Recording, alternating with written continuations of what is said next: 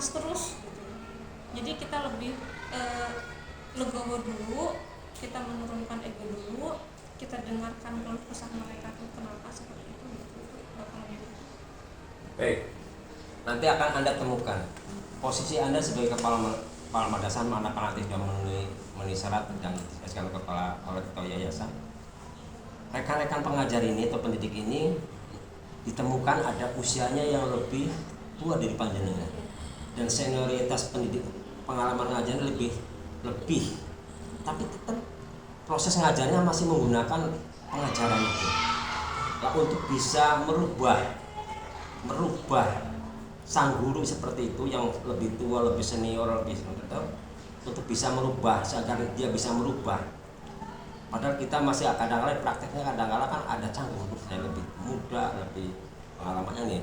Bagaimana solusi yang tepat untuk memberikan nasihat? Apakah oleh kita atau oleh siapa? Kalau saya tidak bisa merubah watak dan sikap seseorang cara pengajarnya, tapi saya bisa memodifikasi cara mengajar beliau. Dan kita paham kita lebih usianya di bawah mereka, dan kita juga masih menghormati beliau meskipun kita jabatannya tinggi, tapi kan beliau itu lebih tinggi usianya gitu. Kita tetap menghargai beliau, kita modifikasi cara mengajar beliau, kita ajak ngobrol, Pak seperti ini, alangkah lebih baiknya apabila Bapak mengajarnya seperti ini, coba Bapak besok praktekkan, mudah-mudahan Bapak bisa. Mungkin itu lebih keterima sama orang yang lebih dewasa dari kita gitu, Pak. Jika karena udah sampai 3 kali kita nasihatin atas nama kepala madrasah, ternyata nggak rubah, apa gantungan Anda, langkah terakhir Anda untuk bisa mencoba bisa merubah sikap itu? Apalagi Anda kan punya pimpinan. Iya, gimana? Iya. Kalau misalkan sekali, 2 kali, ketiga kalinya rekan kita masih seperti itu, mungkin kita alangkah lebih baiknya konsul dengan yang lebih berkompeten, maksudnya lebih berinilah ya Pak, lebih klop kayak ketua yayasan, bisa komite gitu. Jadi biar beliau juga memberikan pandangan arahan kepada kami yang masih benar-benar belum full mengetahui lapangan. Kalau beliau kan lebih paham gitu. Tentunya kita juga sambil koordinasi dengan kepala-kepala terdahulu. Baik. Jadi kepala sekolah itu tidak selamanya mulus ya. Iya, betul. Kadang-kala di depan kita bagus, tapi di belakang kita kadang-kala menusuk gitu ya. Ya ini jika nanti mendapati ya, kita punya tenaga pengajar dan pendidik jumlahnya 25. Pada saat rapat rumah, oke, tapi di luar rapat itu kebijakannya kadang-kala menolak apa yang diperintahkan oleh kepala madrasah.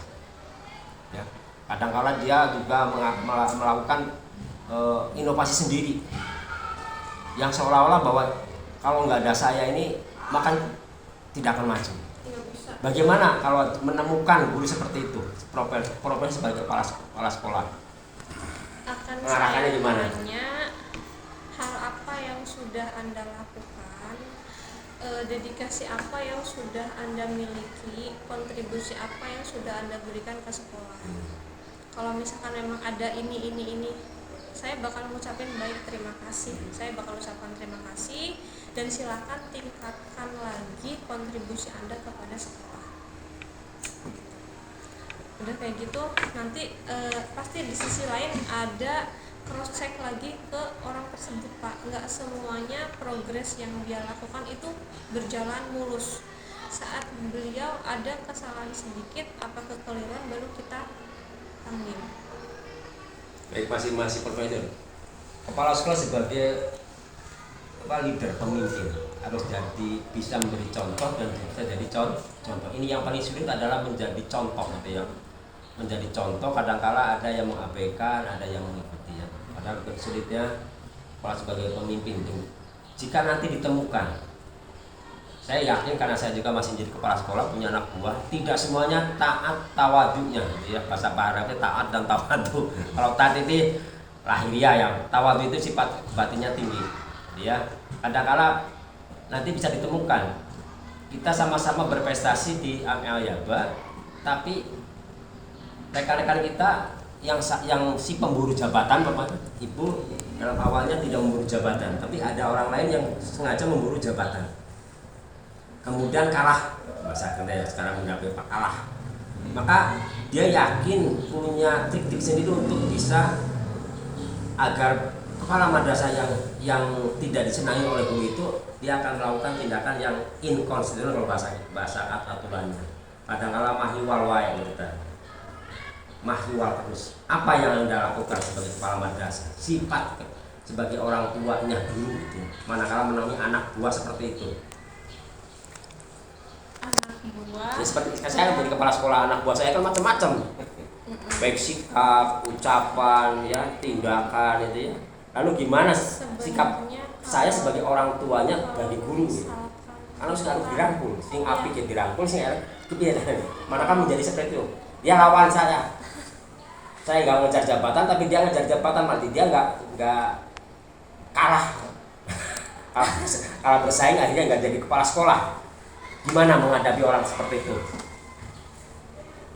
Karena orangnya umpamanya masih di sini gitu ya. Kalau saya tetap hormatin orang tersebut, saya tidak akan mengucilkan, saya tidak akan membenarkan apa yang saya punya, tetap nggak mau. Jangan sampai, prinsip saya, dimanapun kamu berada, jangan pernah melihat ke atas, tetap lihat ke bawah. Jabatan apapun itu bonus, tapi tujuan utama kita di sini tuh untuk kerja semaksimal mungkin. Dan yang namanya orang kan kadang nggak mulus semua, dan saya juga harus siap apabila ada kesalahan pada diri saya juga pasti akan ditegur, dan saya sadar itu. Baik, tambahan masih pertanyaan. Jika didapati tenaga pendidik dan tenaga kependidikan, dalam hatinya yang ngajarkan kepengen ada peningkatan kesejahteraan, tapi didapati karena persoalan di madrasah atau persoalan di yayasan kebetulan lagi pilot. Bagaimana langkah kepala madrasah menghadapi kepailitan lembaga dari sana sini umpamanya terjadi program kerja harus dilaksanakan, kegiatan pembelajaran tidak boleh berhenti, guru tidak boleh malas, ya bagaimanapun nanti ada efek akibat kepailitan madrasah ini ya. Gimana nanti jika mendapati seperti itu jadi kepala madrasah, langkah apa yang akan ditempuh? Apapun yang terjadi, program madrasah itu harus tetap jalan, khususnya di dalam kayak AM, AAS, ASAT itu kan harus jalan Pak, apapun yang terjadi. Jadi sebisa mungkin akan mengusahakan program tersebut jalan, apapun risikonya. Biasanya kan dampak dari kejahatan itu guru malas hadir iya tapi nggak mau masuk kelas, lah dibayar juga enggak, udah 4 bulan 3 bulan nggak ada duitnya. Kadang-kala jadi seperti itu. Apa yang Anda cari jalan keluar untuk menangani guru? Kadang-kala gurunya itu nggak mental di sini, datang ke rumah, Bu, saya udah 5 bulan nggak digaji, anak saya nangis riang. Gimana solusinya menghadapi guru kita? Karena kita sebagai orang tua, manakala mendapati, mudah-mudahan nggak kejadian nanti. Ngambil dari saran Bapak sendiri ya Pak.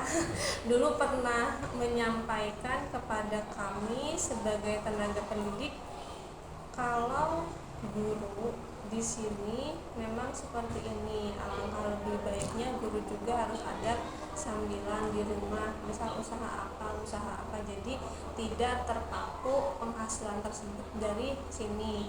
Memang pendidikan itu penting, kita juga butuh bensin untuk berangkat ya kan ke sekolah. Makanya kembali lagi ke jawaban Bapak yang dulu, tetap harus ada sambilan. Penghasilan itu nggak hanya dari sekolah, bisa saja dari usaha apa gitu. Baik, masih sekarang berpindah ke tenaga teknik. Kepala sekolah sebagai administrator.